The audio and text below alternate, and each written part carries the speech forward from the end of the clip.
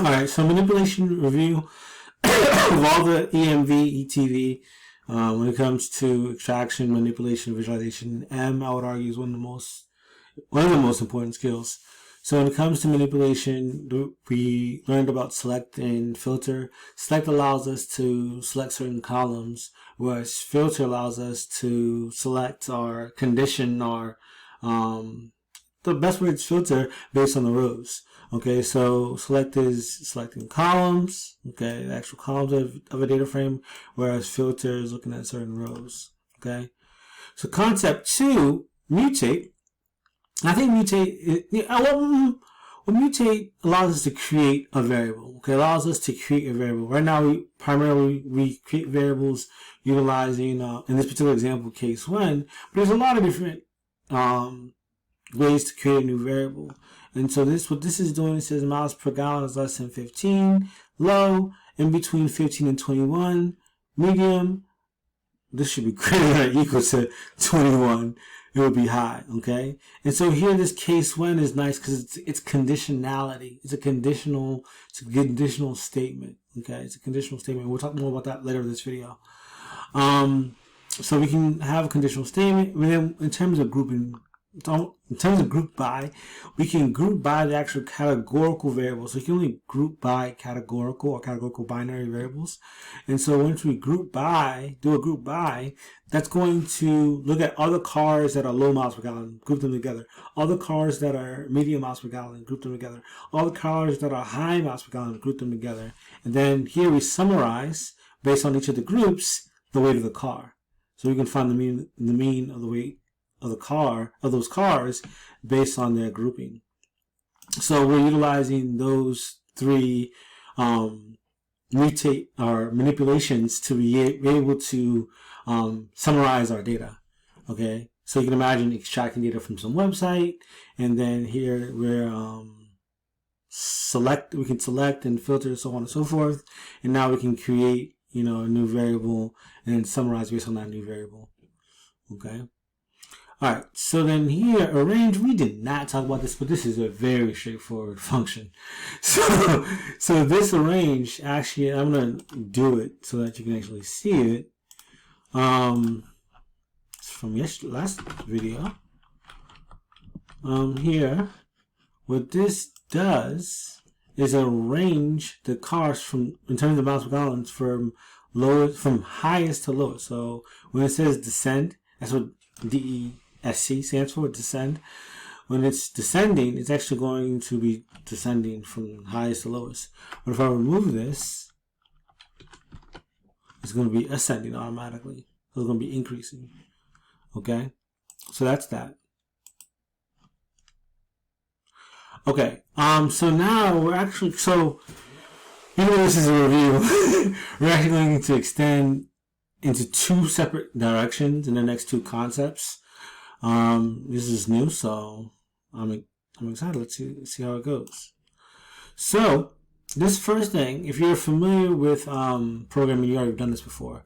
But there's this idea of creating a function, and a function at the end of the day allows you to encapsulate a certain aspect of the code somewhere else and gain access to it at another location. For example, you've been using functions ever since you've been working with code. Because, say for example, finding the mean, right, mathematically speaking, is adding all the numbers up and then dividing by the sample size or the number of numbers in the set. You didn't see that code. That's a function made somewhere else. And just like here, we can create our own functions. So this function here says, okay, take 2 numbers, A and B, right? And I'm going to add them together. I'm going to add them together, and I'm going to find my result, okay? It gives me 3. Wow, it gives me 7 when I do 3 and 4, okay? So let's actually play with this and see if it works. It's going to work. Right here, where am I? Okay. So then here we go. So we run this, should return 7. If I give it a -9, it should give us, okay, -5, you know, okay, it works. Alright, so when it comes to functions, there's various functions that you can create, depending on the situation at hand. Okay, so here, this is legitimately taking the weight of the car, alright, taking the weight and multiplying by 1,000. And so the reason why we're even doing this is because in empty cars, the weight of the car is given to you in tons. So you can actually convert it into pounds utilizing this functionality. Okay. So you go back to R, create a new R chunk, you run this. Now go to mod 1. And now I have the car in pounds, the weights of the car in pounds rather than in tons. This will be more, and again, you're getting the tools to be able to use this later on. So this is a really important thought behind what's going on, that you're going to be using in the future. Something to emphasize common regarding the function. You utilize the syntax of naming what the function is going to be called. I use the assign. I'm not using equal here. Equal would work, but assigning with the greater than, or less than minus would work. Function. This weight is the input. This is what we're inputting into the function. And then we're returning, what we're giving back as the actual result is the weight times 1,000. Okay. So in Python, I don't think you need the parentheses, but in R you do. That's that. And so if you notice, even in this particular functionality, you actually have 2 inputs. Okay, you have 2 inputs. Just for fun, and just to make things a little bit different, I'm going to make a crazy, I'm going to say, I'm going to call it the scaling factor. Okay. And I'm going to say scaling factor is actually equal to 1,000. So this should still work, but this now, 2 things. This now has the capacity for you to change the scaling factor. This is always going to be 1,000, logically speaking, but let's say it could be convert, tons to something else.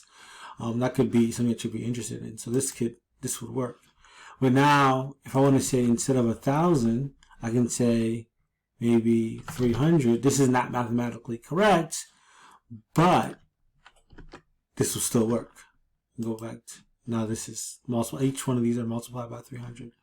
Okay, so the reason why I'm doing that, at least I'm mentioning this, is because by default, if I don't, this is spelled wrong, but by default, if I don't provide any information, it's always going to be 1,000. So if I remove this and go back here, it's going to go back to 1,000.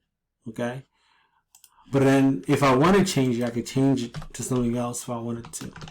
Okay?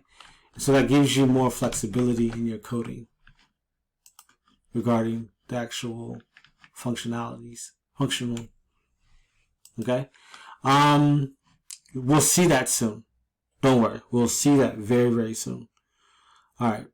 So with that being said, last but not least, last concept of this video is the if statements. Again, if you've programmed before, you've seen this before. Alright, so if statements allows you to check if something is true or false. Long story short. Alright, so it says x is assigned to be 10. X is 10. If x is greater than 5, which x currently is, it's going to say x is greater than 5. Okay, so let's see. Let's play with this for a second. Let's see how this goes.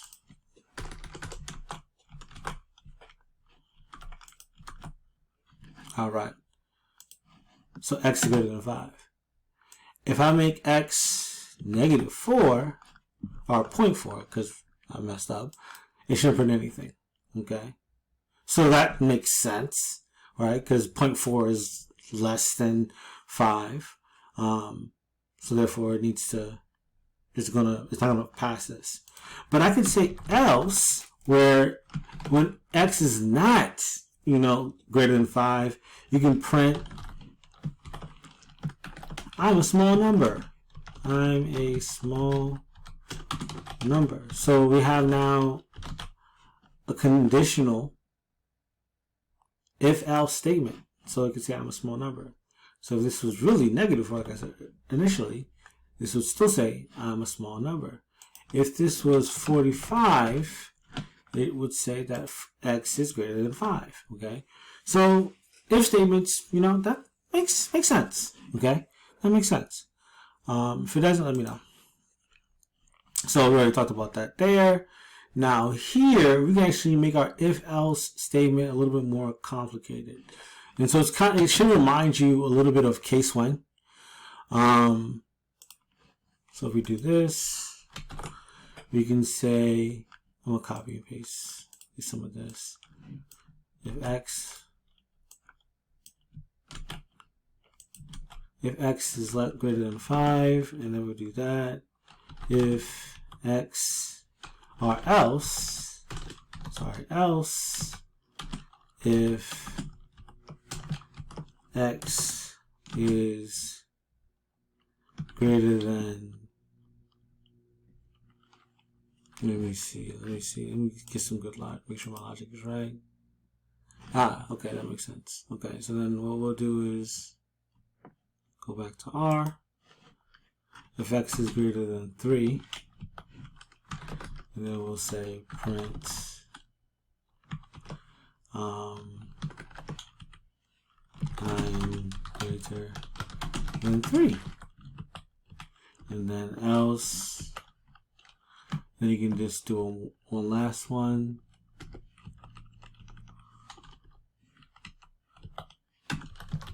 Else print I am less than 3. This is an error we didn't happen. So then do this. So then here, this should say that it's x is greater than 5. Good. The only way that it's going to be in between 3 and 5, you do like 4.5 or any number in between 3 and less than 5, right? If I do 4.99, okay, I'm greater than 3. But if it's greater than 5, it's going to say I'm greater than 5. And if you put -3, it should say that I'm less than 3. Okay? And so I'm giving you, I know this video was long and treacherous, I understand that. I'm just giving you some skills that are going to be very fruitful in terms of working with data frames. So just thank you for your patience. I know this is a review and an extension of the review, but this is really important that we get this. I forgot the questions. Let's do the questions. So what does the select function do in R? Select, say, a random sample? No. Select a specific column that looks like it's correct. It selects the data frame that we'll use for the rest of the code? No. It selects the best model? No. So it's B. Okay. What is the purpose of filter? Some with rows. Filter out duplicate rows? No. Subset your data to include only rows that meet a specific condition? It's B again. And to filter out columns? No. To apply a filter to data visualization to focus on specific aspects? It's going to be B. Okay. I mean, I made the answers. Which functions would you use to create and modify? Should we mutate C? The data columns and data frame. What does the arrange function do when you use an R? It arranges rows of the data frame in specific order based on one or more columns. So you could arrange, you can arrange with more than one column. It doesn't have to be just one. It's going to be A. It arranges the columns of the data frame in a specific order. It could be B. It's going to still be A. It arranges the values within a single column in a specific order. It arranges the order of execution of different functions. I think it's A. Yes, it should be A. Okay. Good. Alright, so what is the output of the following code? Ideally it's 5 times 5, it's 25. Why is this taking me long? So it's 25 because it's squaring the number. Okay. Alright, so that was that. Thank you for your patience. Experience now. Alright, thank you.